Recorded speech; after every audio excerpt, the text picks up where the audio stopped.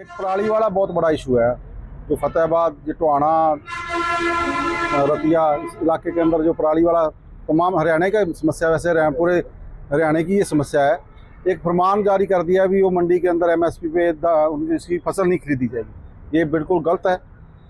धान की पराली को आग लगाने के जो कारण, मेन कारण है वो सरकार की नालायकी है, उसके हम मानते हैं, क्योंकि किसान भी नहीं चाहता कि आग लगे। आग लगने से वातावरण दूषित होता है, ये हम सब मानते हैं, मगर सरकार प्रबंध नहीं कर पा रही।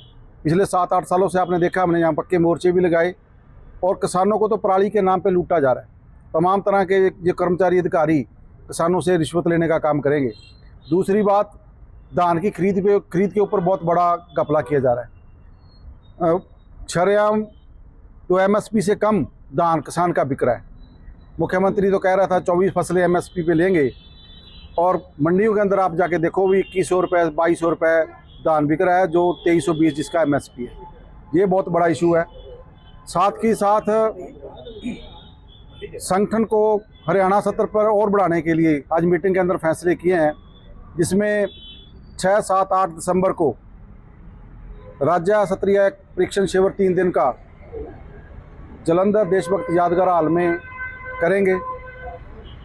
और जो नया साल आएगा, नए साल पर 27 फरवरी को हरियाणा सत्र की एक बहुत बड़ी रैली हिसार के अंदर करेंगे, जिसकी तैयारियां लगातार चलेंगी। अभी लंबा समय है तो गांव-गांव तक जाएंगे, जिसमें हमने 500 से ज़्यादा गाँवों के अंदर नुक्कड़ मीटिंगें, सभाएँ करने का फैसला किया है।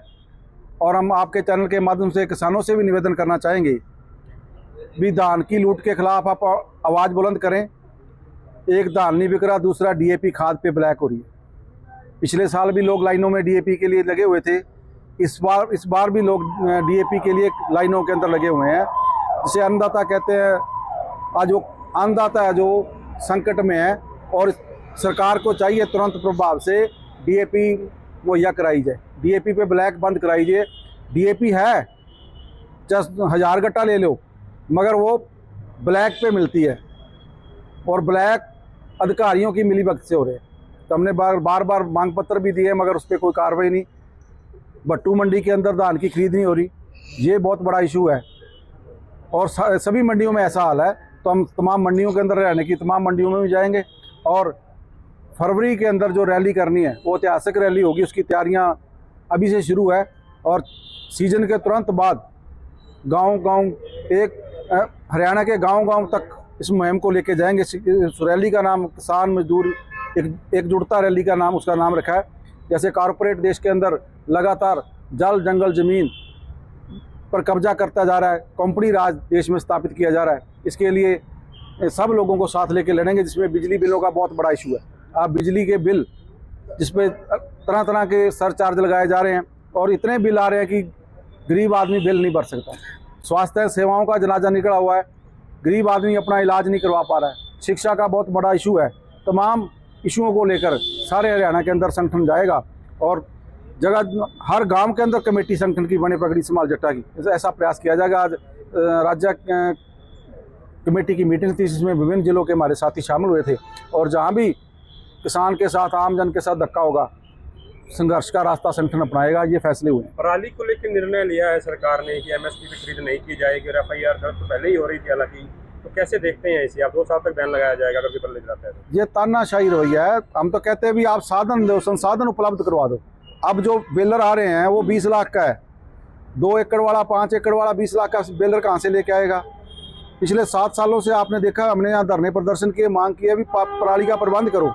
पराली का प्रबंध सरकार ने करना है। सरकार टैक्स ले रही है हमारे से, और टैक्सों के पैसे से ही लोगों को राहत देनी होती है, मगर ये तो उल्टा मतलब आ रहा है, जैसे सरकार हमें कुछ दे रही है। बोलो देखो, ये हमने तो वो 2000 रुपया दिया जा रहा है, बुढ़ापा पेंशन दे रहे हैं, वो पल्ले से नहीं दे रहे। ये समझने की बात है, वो टैक्सों का पैसा है। यदि हम मोबाइल फ़ोन भी यूज कर रहे हैं तो उस पर हमने टैक्स दिया हुआ है, तो हमारे टैक्सों का पैसा है, वो आम जन के सुविधा के लिए प्रयोग करना चाहिए, मगर यहाँ के नेता अपनी ऐशोआराम के लिए प्रयोग कर रहे हैं। ये भी इस तानाशाही से निपटेंगे कैसे फिर आप? अब हमने फैसला किया भी यदि सरकार धक्का करेगी तो संघर्ष करेंगे, इसका मुकाबला करेंगे।